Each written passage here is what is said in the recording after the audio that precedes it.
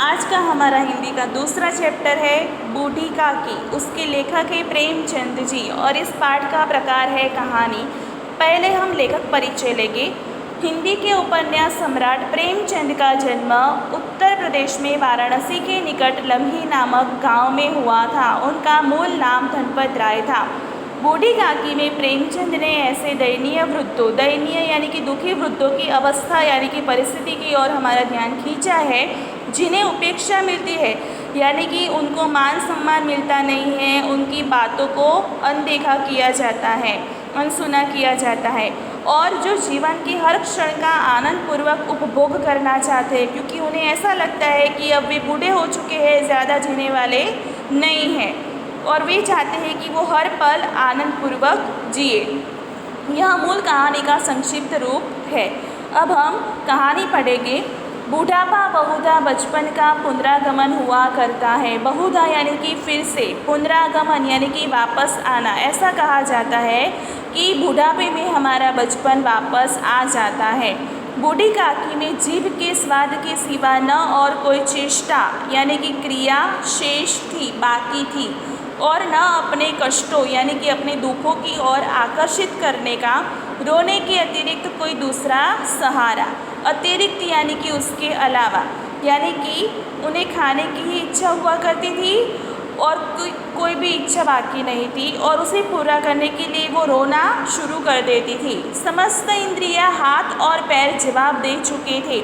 इंद्रियां यानी कि हाथ, पैर, नाक, कान, जीभ, आँख, ये सब हमारी इंद्रियां होती है। उसमें से बूढ़ी काकी के हाथ और पैर काम करना बंद कर चुके थे। उनकी एक इंद्रिय काम करती थी, खाने की स्वादेंद्रिय काम करती थी। ज़मीन पर पड़ी रहती और घर वाले कोई बात उनकी इच्छा के प्रतिकूल यानी कि उनके विरोध में करते। भोजन का समय टल जाता यानी कि खाने का समय निकल जाता या उसकी मात्रा, खाने की मात्रा कम होती अथवा बाज़ार से कोई वस्तु आती और न मिलती तो वे रोने लगती थी।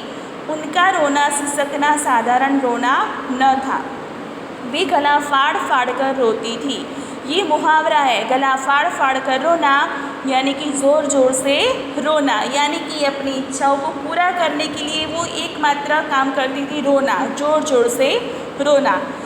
उनके पति को स्वर्ग सिधारे बहुत वक्त हो चुका था। स्वर्ग सिधारे यानी कि मरे हुए। बेटे तरुण होकर चल बसे थे। तरुण यानी कि जवान होकर वे भी मर गए थे। चल बसे थे यानी कि वे भी मर गए थे।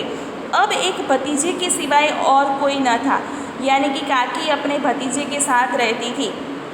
उस भतीजे के नाम उन्होंने अपनी सारी संपत्ति लिख दी। संपत्ति यानी कि प्रॉपर्टी। बुद्धिराम ने सारी संपत्ति लिखाते समय खूब लंबे चौड़े वादे किए।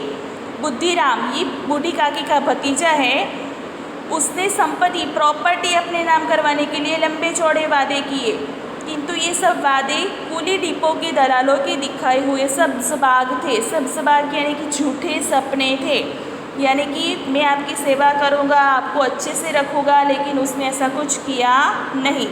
यद्यपि उस संपत्ति की वार्षिक आय भी कम न थी, यानी कि वार्षिक आय वर्ष में, साल में एक बार उसके पैसे भी मिलते थे, वो भी ज़्यादा मिलते थे। फिर भी, तथापि यानी कि फिर भी बूढ़ी काकी को पेट भर भोजन की कठिनाई से मिलता था। खाना अच्छे से दिया नहीं जाता था। लड़कों का बूढ़ों से स्वाभाविक विद्वेष होता ही है। विद्वेष यानी कि झगड़ा।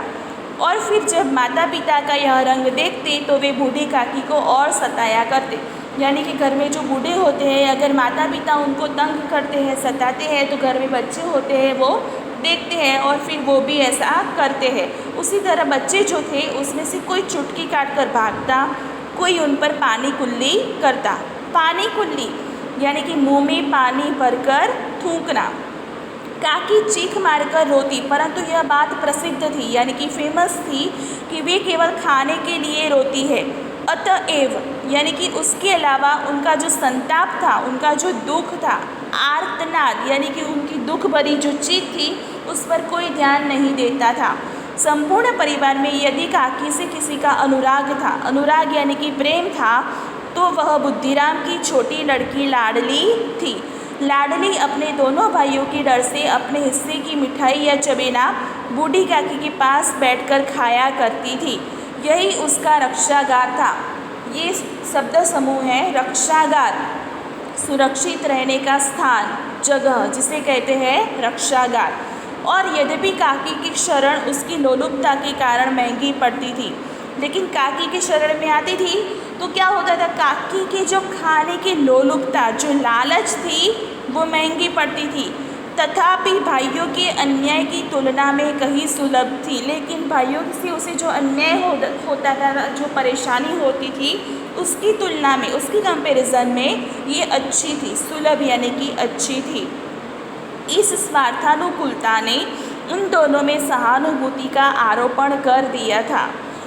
सहानुभूति यानी कि लगाव, आरोपण कर देना यानी कि बीज बो देना, एकजुट कर देना, यानी कि काकी जो थी, उनकी जो खाने की इच्छाएं थी वो लाडले के सामने रखती और वो पूरी हो जाती, और लाडली अपने दोनों भाइयों से बचने के लिए काकी के पास आ जाती और बच जाती। वैसे दोनों एक दूसरे के साथ अपने अपने स्वार्थ से जुड़े थे, लेकिन दोनों के बीच में सहानुभूति भी आ गई थी। रात का समय था। बुद्धिराम के द्वार पर शहनाई बज रही थी और गांव के बच्चों का झुंड यानी कि ग्रुप, टोला, विस्मयपूर्ण नेत्रों से गाने का रसास्वाद कर रहा था। विस्मयपूर्ण यानी कि ध्यान से, नेत्र यानी कि आँखों से देख रहे थे और गाना सुन रहे थे। गाने का रसास्वाद करना यानी कि गाने का आनंद लेना। आज बुद्धिराम के बड़े लड़के मुखराम का तिलक आया है। बुद्धिराम बुढ़ी काकी का भतीजा है, उसका बड़ा बेटा मुखराम है, उसकी आज सगाई है। तिलक यानी कि सगाई, यह उसी का उत्सव है। घर के भीतर स्त्रियां गा रही थी, भीतर यानी कि अंदर, और रूपा मेहमानों के लिए भोजन के प्रबंध में व्यस्त थी। प्रबंध यानी कि व्यवस्था, इंतज़ाम करने में व्यस्त थी। भट्ठियों पर कड़ाह चढ़े थे। कड़ाह यानी कि बड़ा सा कड़ाह होता है जिसमें खाना पकाया जाता है। एक में पूड़ियाँ कचौड़ियाँ निकल रही थी, एक बड़े पतीले में मसालेदार सब्ज़ी पक रही थी। घी और मसालों की सुगंध चारों ओर फैली हुई थी। बूढ़ी काकी अपनी कोठरी में बैठी हुई थी। कोठरी यानी कि छोटा सा कमरा। यह सुगंध उन्हें बेचैन कर रही थी। वे मन ही मन सोच रही थी, इतनी देर हो गई और कोई भोजन लेकर नहीं आया। मालूम होता है सब लोग भोजन कर चुके हैं। यह सोचकर उन्हें रोना आया, परंतु अपशकुन के डर से वे रो न सकी। अपशकुन यानी कि कुछ बुरा होने का डर। उन्हें लगा इतना बड़ा उत्सव हो रहा है, अगर मैं रोई तो अपशकुन हो जाएगा। बूढ़ी काकी की कल्पना में पूड़ियों की तस्वीरें नाचने लगी। ये सोचकर वे बैठी थी और विचार करने लगी, कल्पना करने लगी। और उन्हें कौन से विचार आए थे? कचौड़ियाँ जो थी वो खूब लाल लाल, फूली फूली, नरम नरम होगी। कचौड़ियों में अजवाइन और इलायची की महक आ रही होगी। महक यानी कि सुगंध, खुशबू। एक पूड़ी मिलती तो ज़रा हाथ लेकर देखती, क्यों ना चलकर कढ़ा के सामने ही बैठूं। इस तरह भी सोच रही थी और सोच में ही उन्होंने सोचा कि मैं अब वहीं चली जाती हूँ। इस प्रकार निर्णय फैसला करके बूढ़ी काकी उकड़ू बैठकर हाथों के बल सरकती हुई बड़ी कठिनाई से चौखट से उतरी, यानी कि दरवाजे से बाहर निकली। धीरे धीरे रेंगती हुई कढ़ा के पास बैठी, यानी कि घसीटते हुए वो कढ़ा के पास आ बैठी। यहाँ आने पर उन्हें उतना ही धैर्य हुआ, धैर्य यानी कि धीरज हुआ, जितना भूखे कुत्ते को खाने वाले के सम्मुख बैठने में होता है, सामने बैठने में होता है। ओके स्टूडेंट्स, इसके आगे का जो लेसन है वो हम हमारे नेक्स्ट वीडियो में पढ़ेंगे। Thank you.